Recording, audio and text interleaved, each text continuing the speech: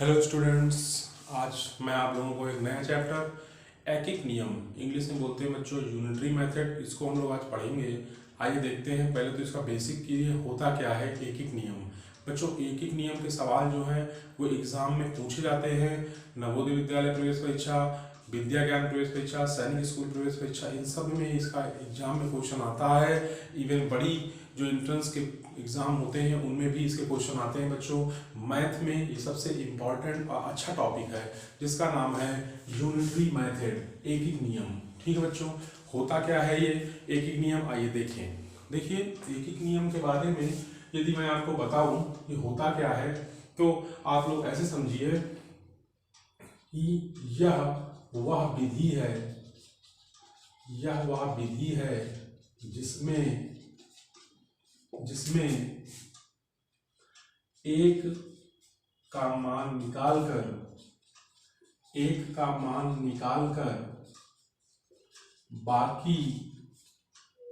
बाकी वस्तुओं का मान निकाल सकते हैं।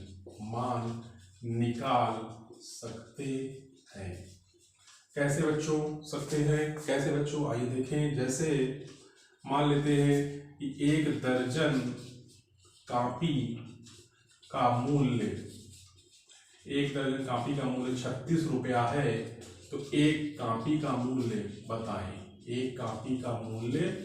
बताएं। बच्चों इसको हम लोग मुझे हल करना है।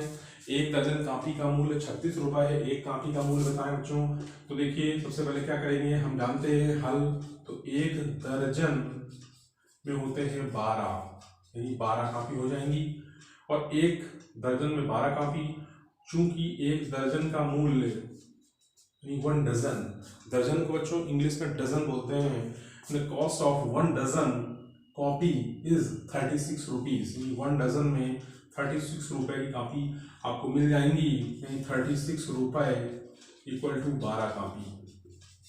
यानी जो कॉस्ट है, कॉपी की जो कीमत है उस कॉपी की संख्या के बराबर कर दी गई।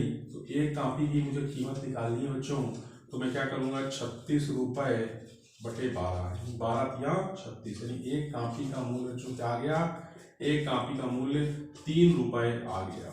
तो देखिए बच्चों मैंने आपको बताया कि यह वह विधि है जिसका एक का मान निकालकर, यानी एक का मान निकालकर बाकी का मान निकाल सकते हैं। इसी में क्वेश्चन जोड़ दिया जाए कि 4 कॉपी का मूल्य बताएं, 4 कॉपी का मूल्य बताएं।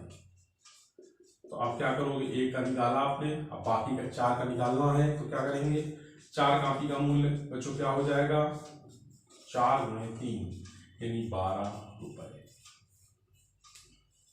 ठीक बच्चों, इस तरह से हमारा क्वेश्चन हल हो जाएगा और हम पता कर सकते हैं कि ये हमारा बच्चों एकिक नियम होता है। इसे यूनिटरी मेथड बोलते हैं। इसका सवाल एग्जाम में आता है करने के लिए, तो आप लोग इसको यदि करेंगे, समझेंगे, उसके बाद हल करेंगे तो आपको ज़्यादा अच्छा लगेगा। ठीक है बच्चों, आगे देखिए, आगे चलते हैं।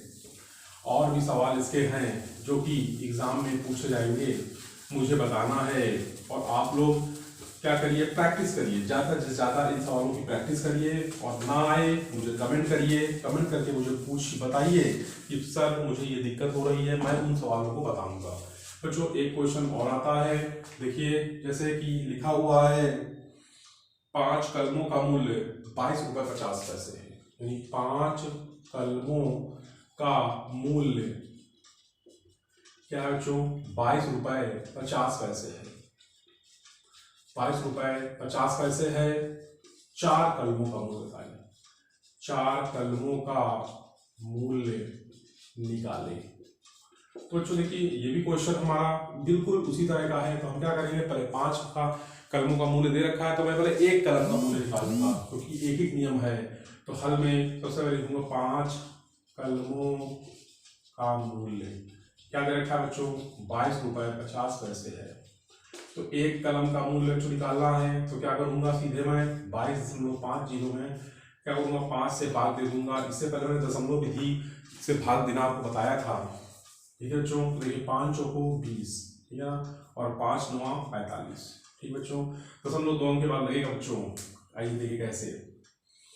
एक तरीका तो ये है, दूसरा तरीका ये है, आप इसको ऐसे भी कर सकते हैं दूसरे तरीके से नहीं, अथवा दूसरा तरीका ये है कि 22.50 है, मैंने बताया था आपको 5 हटा के 2 जीरो नीचे लगा दीजिए, 0 से 0 बच्चों काट जाएगा, 5 चुके 20 और 5 9 45, सॉरी 5 चुके 20 और 5 25, 5 चुके 20 और 5 25, ठीक है ना। फिर मेरे पास क्या आया 45 और नीचे आया 10, तो भाग दूंगा तो 4.5 आ जाएगा बच्चों। इसका मतलब है 4.5, ऐसे भी निकाल सकते हैं, ऊपर से भी निकाल सकते हैं बच्चों। तो एक कलम कितने का आ गया बच्चों, 4.50 रुपए का आ गया। मैंने बताया था दशमलव के बाद 2 अंक तक मान लिखा जाता है। तो एक कलम का मूल्य 4.50 अगर तो 4 कलम का निकालना है बच्चों, तो क्या हो जाएगा 4.50 गुणे 4, तो 4 0 0, 4 पंचे 20 की 0 हासिल 2, 4 चौको 16, 16 और 2 18, यानी 0.2 के बाद यानी आ जाएगा 18 रुपये। यानी 4 कलम का मूल्य बच्चों क्या आ जाएगा, 4 कलम का मूल्य आ जाएगा बच्चों 18 रुपये। तो इस तरह से भी एक सवाल हम लोगों ने हल किया। आप इसको भी प्रयास करिए, प्रैक्टिस करिए ज़्यादा से ज़्यादा। और अगला सवाल हम लोग चलते हैं हल करने के लिए। बच्चों ये सवाल होते बहुत आसान है, बस खाली ध्यान रखना है आपको। देखिए एक सवाल और करते हैं कि एक 36 व्यक्ति एक कार्य को 18 दिन में करते हैं। उसी कार्य को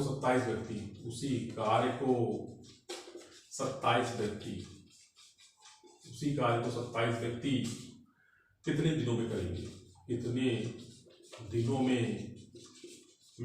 बच्चों।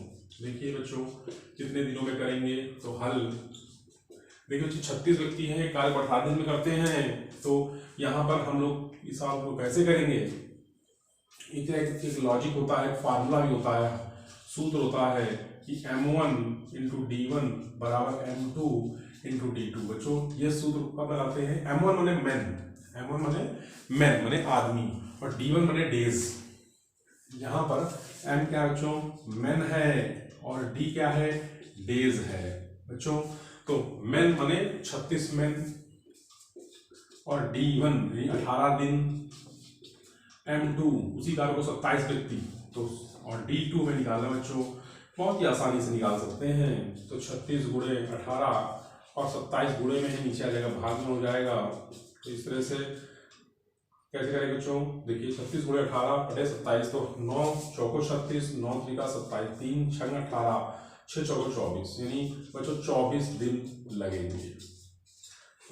हमारा D2 आ गया बच्चों। इस तरह से हम सवालों को हल कर सकते हैं। ये एक सूत्र है, सूत्र को आप अप्लाई करिएगा और आंसर निकाल लीजिएगा। अगला सवाल करते हैं बच्चों। देखिए अगला सवाल, नेक्स्ट सवाल है, कह रहा है कि ए किसी काम को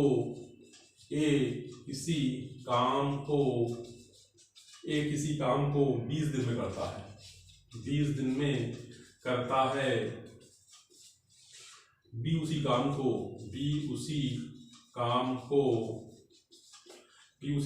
30 दिन में करता है बच्चों, 30 दिन में करता है।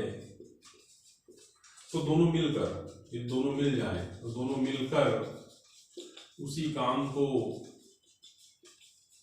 कितने दिनों में करेंगे बच्चों, कितने दिनों में करेंगे। ठीक है बच्चों, इसको देखिए हम लोग करना है। तो देखिए ए किसी काम को 20 दिन में करता है, बी उसी काम को 30 दिन में करता है। तो यहाँ पर देखिए वो जो सवाल बच्चों था ना कि 10 आदमी किसी काम को 11 दिन में करते हैं, 22 आदमी उस काम को कितने दिन में करेंगे।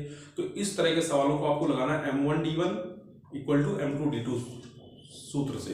लेकिन इस तरह के सवालों को करने का तरीका, सबसे पहले आप क्या लिखेंगे, हल ए का 1 दिन का काम बच्चों, ए का 1 दिन का काम, क्योंकि हम लोग पढ़ रहे हैं यूनिटरी मेथड। तो 1 दिन का काम, ए किसी काम को 20 दिन का, तो 1 दिन में 1/20, कितने दिन बच्चों, 1/20। बी का 1 दिन का काम बच्चों, बी का 1 दिन का काम हो जाएगा 1/30। दोनों मिल गए, यानी जुड़ गए, दोनों मिल गए ना, जुड़ गए। और जुड़ गए तो इनका एक दिन का काम कितना हो जाएगा बच्चों का, एक दिन का काम, एक दिन का काम हो जाएगा बच्चों 1/20 प्लस 1/30। ठीक है, एलसीएम ले लो, 30-20 का एलसीएम बच्चों क्या आएगा, 30-20 का एलसीएम बच्चों 60, 20 से 60 को डिवाइड करो तो 20 या 60, और 30 से 60 हो जाएगा 30 दूना 60, यानी आ जाएगा 5/60 बच्चों। ए प्लस बी का एक दिन का काम बच्चों 5/60। ठीक है, आगे चलते हैं। ए प्लस बी का एक दिन का काम बच्चों 5/60। अब आगे तो 5/60 को काट देते हैं बच्चों, तो आ जाएगा 12, यानी 1/12 आ गया। यानी ए प्लस बी काम को खत्म करेंगे